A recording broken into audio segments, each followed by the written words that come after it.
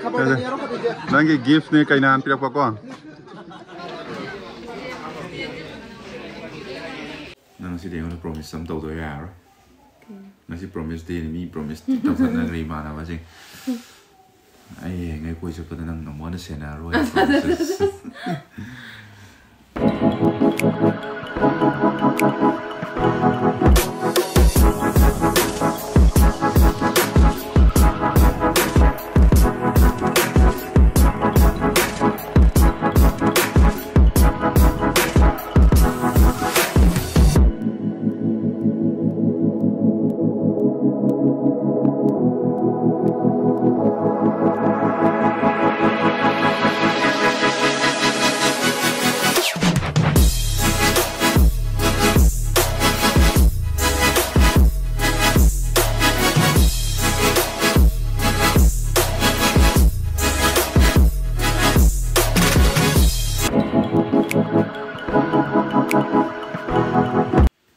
Video sih merak thana, memang tu kudong saga daba, tu gari likem dah lagi besi nak sing tu, enak kudong saga daba pause dalam tak, memang dah senjaram ge, madu di kari no hai matam dah, hai di nawasin nam kau ge, oina hoji no na base sama hoja ka tu le, hari ba pre-primary teacher training asih tahu bining besi nak ko, hai di ai matak ta video sih matak ta contact number hafsaram ge, madu dah aku pemaron lau biraga, hai di pau hona video na, hari ba training asih ki kudong saga, si bu lau bi hona ba, ai na memang dah Haijari, mafam nak kadai dan hai matam da malom tuli yaima amasung kongba thong masa hai mafam ani sida tamba ya bagi kudong saba adu su phangbi gani aduga ID hai ba aina relief camp da leiba sinau sinda hena kudong saga da ba hai baje ai mam da example oina haijar ke ba ko ID samna hai da admission je 300 ni khala je ba ko adu da hai ba 300 sigi saruk ahum thokpagi amada admission tawraga ko relief camp da leiba sinau singna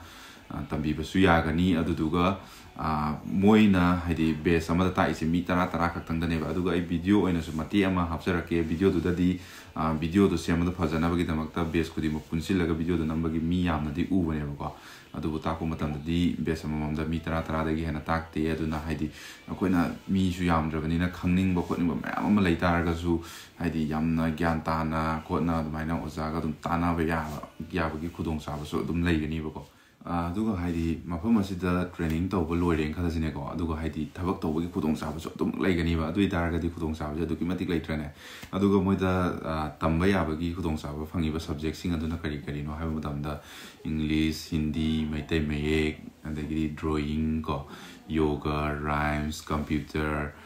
psychology method of teaching art and craft storytelling asina sing bane ba ko haidi Ma'am, aduna ay viewers singi marakta yauri batan bining ba yaw tar kasu pau biro duga viewers singi sininaw haidi season tam haning tar kasu hari ba contact number asida pau video na kudong saba silo biho ay na ma'am dahajari hada ka fay nang di ingogi amin oy banina nang di kaya dawari ba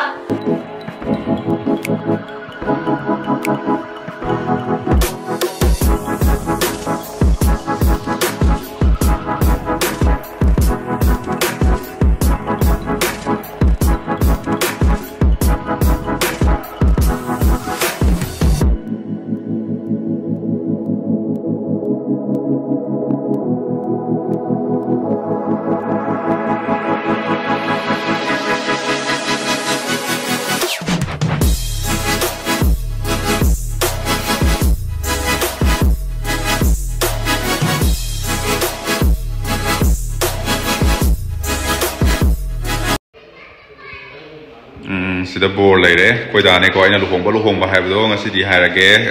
koidane luhong bodo meam khangdab singdo khangjin biaw ro duga ai ngasi di bor da question khra hange luhong boda aina handokre ko mangonda gi ado mangonda question khra hange mon sum kuman ge ba ko horjik kano di dress ke ka di set ri ma bor baton he yor ko sa chilani hujik makeup loi bada nai ri ko makeup change to bone meam phaja bring use nate aina to na de mi la ka ro to ini sorry luhong am dai je kai phau game ta miun gel dang chong ro kai do game da hai ro se miun te dum kara de chong ya ta ni sa o dik de ore chong adu na luhong da kai phau ke ya de nam ma to ki thau ko ni na ka ngam ni ba cha ma na de mo to phau ko ri au re ho ni ꯑꯗꯣ ꯍꯥꯏꯗꯤ ꯑꯩꯒꯤ ꯅꯨꯄꯤ ꯂꯥꯛꯇꯣꯔꯦ ꯀꯥꯏꯅ ꯌꯥꯝꯅ ꯄꯦꯟꯊꯣꯛꯄ ꯍꯔꯥꯎꯕ ꯅꯨꯡꯉꯥꯏꯕ ꯑꯗꯨꯝꯕ ꯂꯩꯕ꯭ꯔꯥ ꯁꯤꯅꯤꯗ ꯑꯗꯨꯝꯕꯗꯤ ꯀꯩꯅꯣ ꯃꯥ ꯇꯧꯕꯤꯔꯣ ꯀꯩꯅꯣ ꯇꯧꯕꯤꯔꯣ ꯊꯕꯛ ꯉꯥꯛꯇꯅꯤ ꯃꯥ ꯇꯧꯕꯤꯔꯣ ꯃꯥ ꯇꯧꯕꯤꯔꯣ ꯃꯌꯥꯝ ꯑꯩ ꯅꯨꯄꯤ ꯂꯨ ꯇꯧꯋꯦ ꯍꯥꯏꯗꯨꯗꯒꯤ ꯑꯗꯩ ꯍꯦꯟꯗꯕ ꯑꯃ ꯂꯩꯔꯦ ꯃꯥꯁꯨ ꯐꯝꯃꯅꯤ ꯈꯪꯉꯦ ꯑꯩ ꯃꯌꯥꯝ ꯍꯣꯔꯦꯟ ꯑꯗꯨꯗꯤ ꯚꯤꯗꯤꯑꯣꯁꯦ ꯀꯩꯅꯣ ꯇꯧꯔꯛꯑꯒꯦ ꯀꯩꯅꯣꯗ ꯑꯣꯏꯅ ꯃꯈꯥ ꯇꯥꯔꯛꯑꯒꯦ ꯗ꯭ꯔꯦꯁ ꯂꯣꯏꯔ ꯁꯦꯠꯆꯤꯟ ꯂꯣꯏꯔꯀꯥꯟꯗ ꯅꯉꯣꯟꯗ ꯄ꯭ꯔꯦꯡ ꯑꯃ ꯇꯧꯁꯤꯜꯂꯛꯑꯣꯔꯣ ꯀꯣꯛꯌꯦꯠ ꯍꯨꯔꯥꯜꯂ ꯄꯨꯔ ꯆꯠꯈꯣꯔꯣ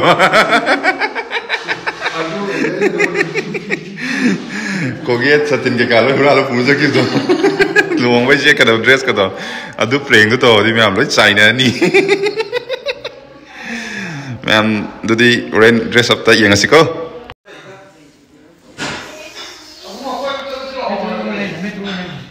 ꯍꯧꯖꯤꯛ ꯀꯩꯅꯣ ꯇꯧꯔꯦ ꯗ꯭ꯔꯦꯁ ꯂꯣꯏꯁꯤꯟꯕ ꯂꯣꯏꯔꯦꯕꯀꯣ ꯂꯣꯏꯁꯤꯟꯕ ꯂꯣꯏꯔ ꯂꯩꯔꯦ ꯃꯥ ꯍꯧꯖꯤꯛ ꯇꯣꯛꯑꯅꯤ ꯃꯥ ꯃꯁꯛ ꯐꯖꯩ ꯅꯣꯏꯗꯥꯁꯨ ꯃꯁꯛ ꯌꯥꯝ ꯐꯖꯩ ꯍꯥꯏꯅꯔꯅꯤ ꯑꯩ ꯈꯪꯉꯦ ꯑꯩꯈꯣꯏ ꯏꯃꯥꯗꯨꯅꯦ ꯁꯤꯁꯤꯅ ꯅꯍꯥꯟꯒꯩ ꯁꯨꯡꯀꯦ ꯀꯦꯗꯕꯗꯣ ꯉꯁꯤꯗꯤ ꯀꯦꯊꯍꯜꯂꯕꯅꯤ ꯁꯦꯁ ꯀꯩꯅꯣ ꯏꯃꯥ ꯅꯪꯅ ꯂꯨꯛꯊꯈ꯭ꯔꯤꯗꯨꯅ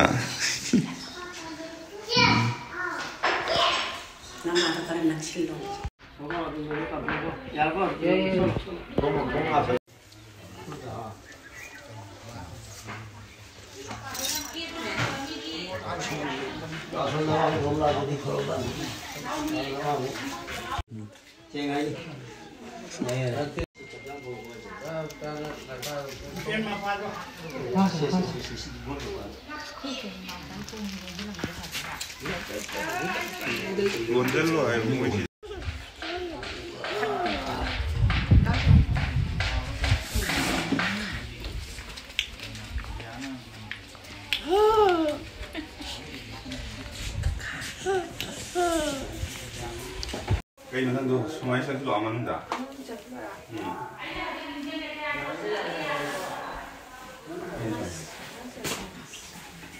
Ngay được, lột lấy thua của máy lên rồi. Sao tôi ủ rồi? Mà khai áo được gì vậy?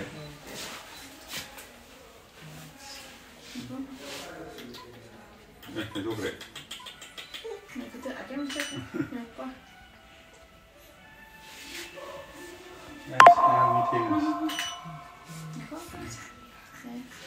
Nó ủ rồi, ủ. Cho thật lên. Này. Tôi còn tới gì? Tới gì gặp cái gì? Video camera này nữa.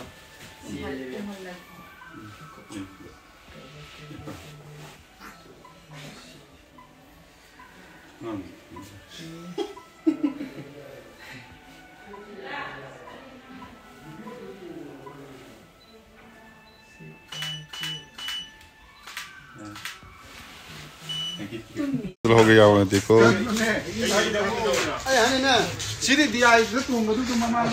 Board हवा कुछ इन जैसे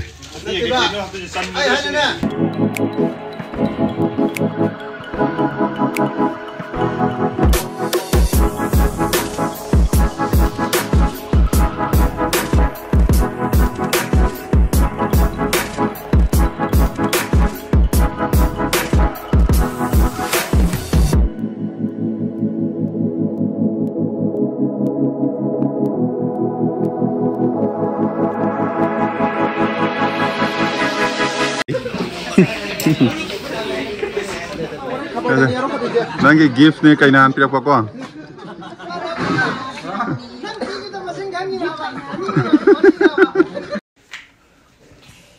YouTuber lupa mà đúng YouTuber sakta aduga khayat ka chi lo thok